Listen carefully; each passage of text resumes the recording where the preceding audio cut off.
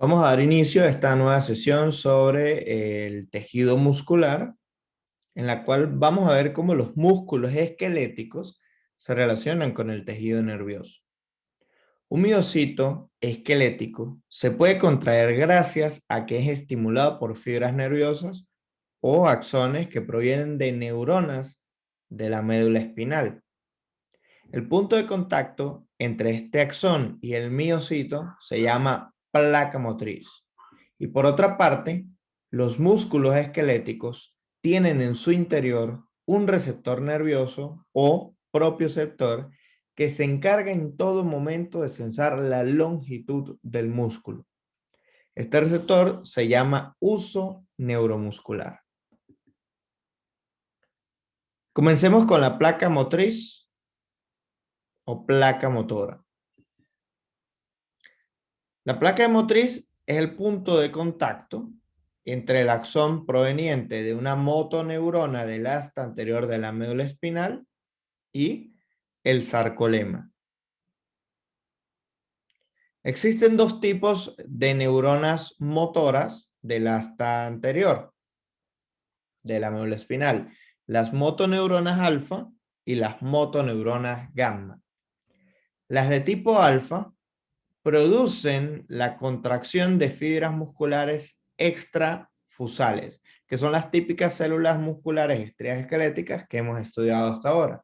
Son cilíndricas, multinucleadas, con sus núcleos rechazados a la periferia, con estriaciones transversales del citoplasma, y en su interior observamos los miofilamentos organizados en miofibrillas. Esta sería la representación de cómo lo observaríamos en un preparado para microscopio fotónico de campo claro. Mientras que lo que serían las motoneuronas gamma, con sus axones o fibras de tipo gamma, producen la contracción de fibras musculares intrafusales. En ambos casos, ya sean fibras extrafusales o intrafusales, se me pueden formar placas motrices.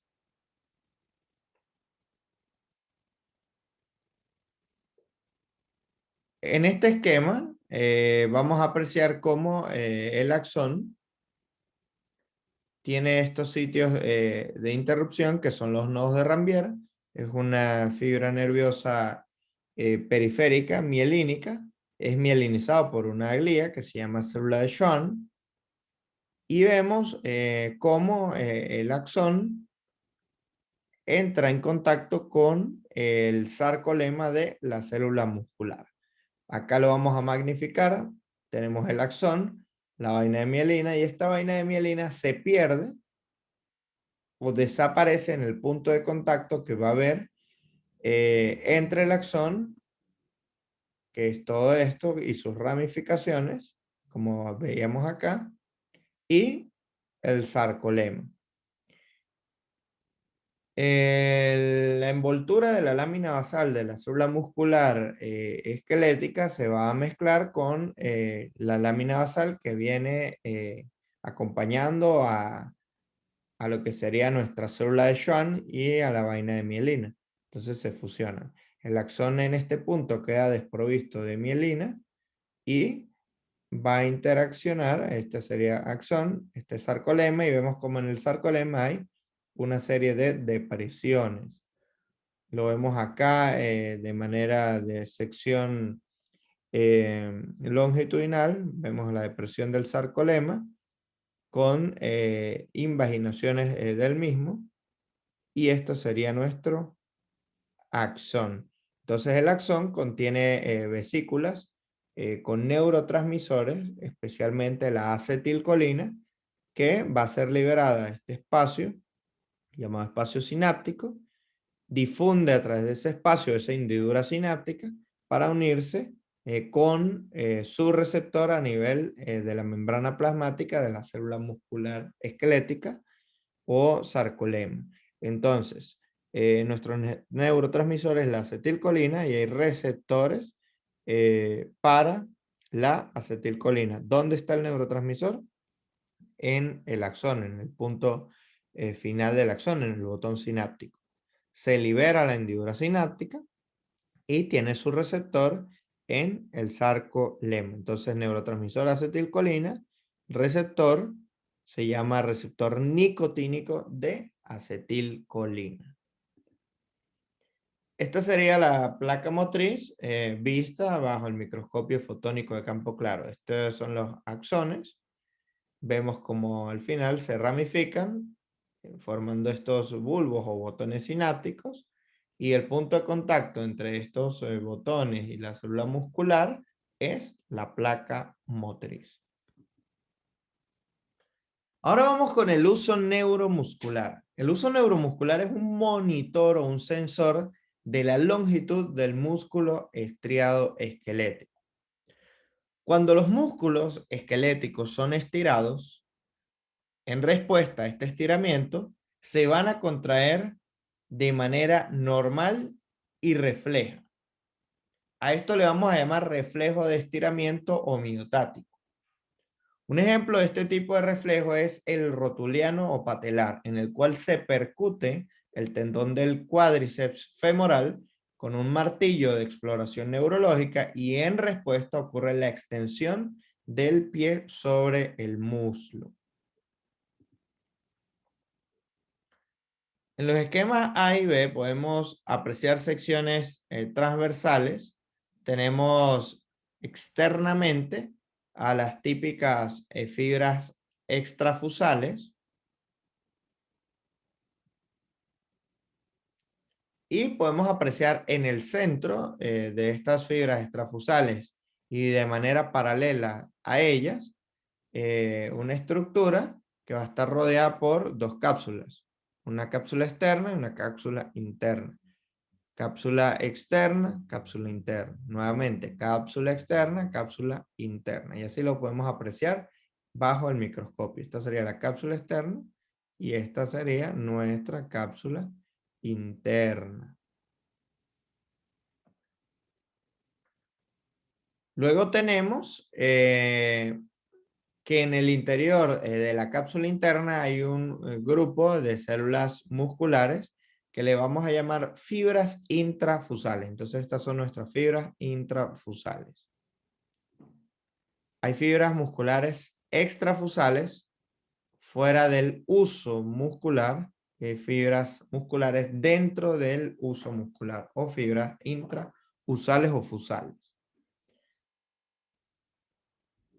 En el caso C vamos a apreciar una sección longitudinal desde el uso neuromuscular y vemos cómo se aprecia la forma de uso o usada, ¿no?, de este receptor.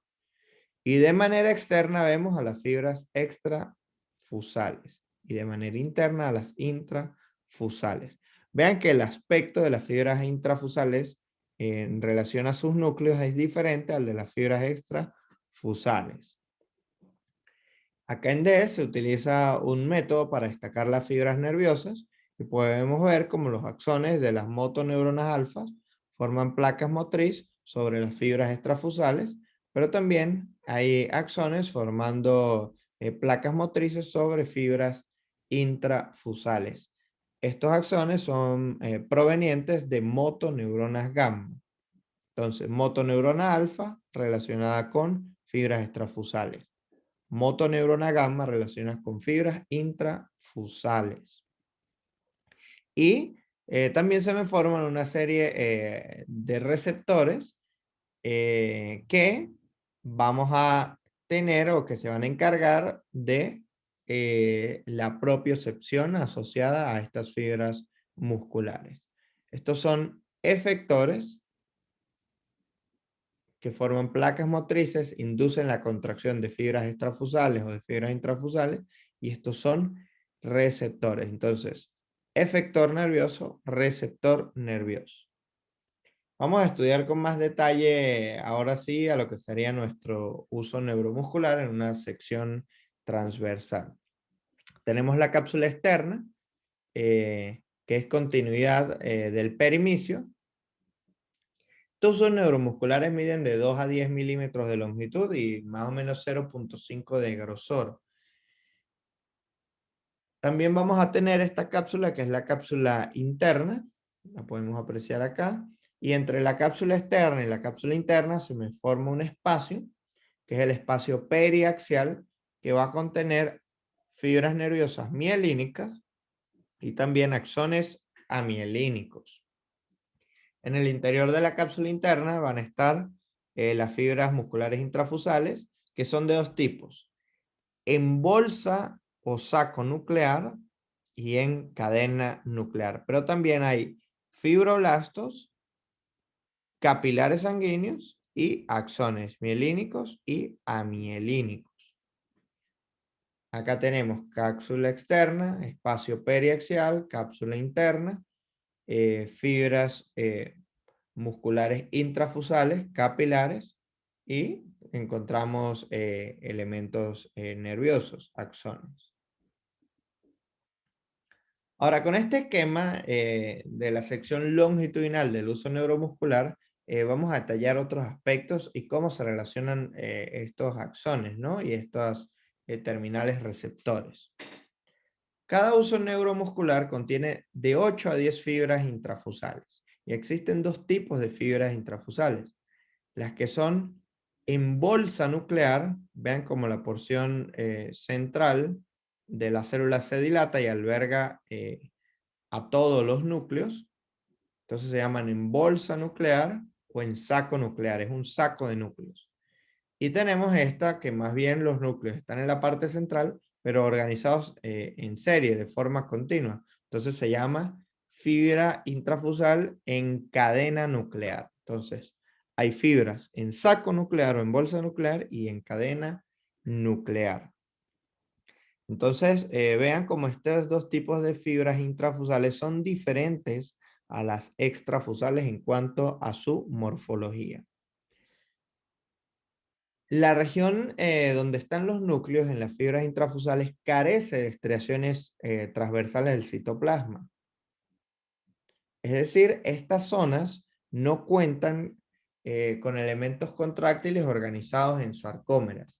Sin embargo, la periferia de las células musculares intrafusales sí presenta estas estriaciones. Es decir, que esta es la región contráctil y por ende, acá es donde esperamos ver las placas motrices constituidas entre el sarcolema de la fibra intrafusal y el axón de la motoneurona de tipo gamma. Sería esta de acá. Entonces esto es efector. Induce la contracción. Ahora, vamos a ver cómo se asocian otros grupos de terminales nerviosos a estas células musculares. Existen fibras motoras que harán que las células se contraigan, ¿no? Desde su periferia formándoles placa motriz. Esas son las fibras gamma.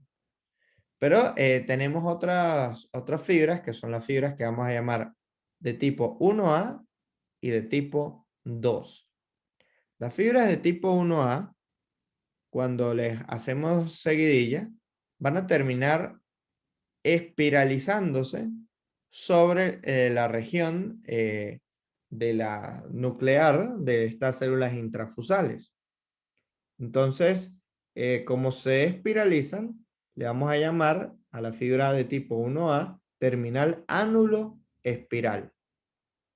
Mientras que las terminales de tipo 2 penetran esta cápsula interna y se relacionan con mi fibra muscular, pero en sus aspectos más externos, formando algo que se llama ramillete de flores.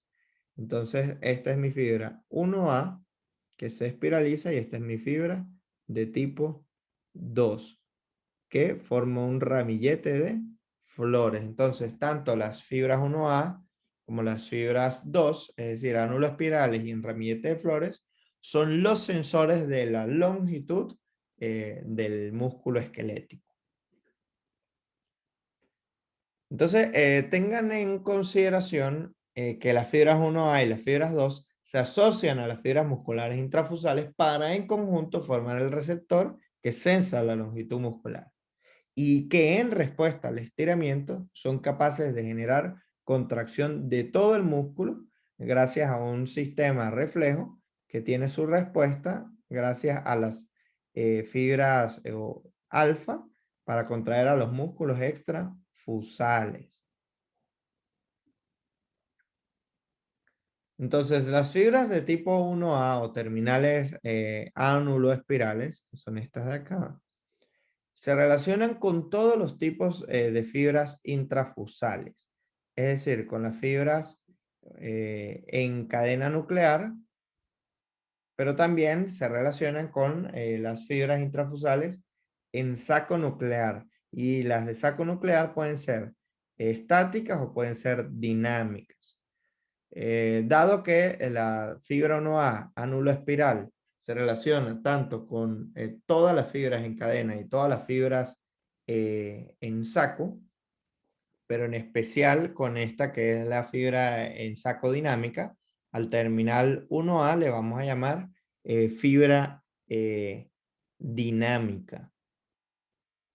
Mientras que las fibras de tipo 2 o en ramillete de flores, que son estas en amarillo, que van hacia las periferias, se relacionan también con las fibras en cadena nuclear, pero solamente con las fibras estáticas en bolsa nuclear. No se relacionan con las fibras dinámicas. Por eso es que a las fibras de tipo 2 le vamos a llamar fibras estáticas. Entonces tenemos unas fibras 1A que son dinámicas y unas fibras 2 que son estáticas. Y la respuesta motora para la contracción a nivel de placas motrices se da a través de motoneuronas gamma, que pueden ser estáticas y que pueden ser dinámicas. Entonces las dinámicas solamente inervan a la fibra en saco dinámica y las estáticas inervan a las fibras en saco estáticas y a las fibras en cadena nuclear. Esto es aferente y esto es eferente. Esto es receptor y esto es efector. Entonces hablamos de estático y dinámico en base a los tipos de respuesta fisiológicas de estas terminales nerviosas, que es tema de fisiología. Entonces, debes preguntarte, estos propios sectores, estos usos neuromusculares, ¿hacia dónde envían su información? ¿Hacia dónde envían esto del grado de longitud del músculo? Esto viaja hacia la médula espinal y culmina principalmente en el cerebelo.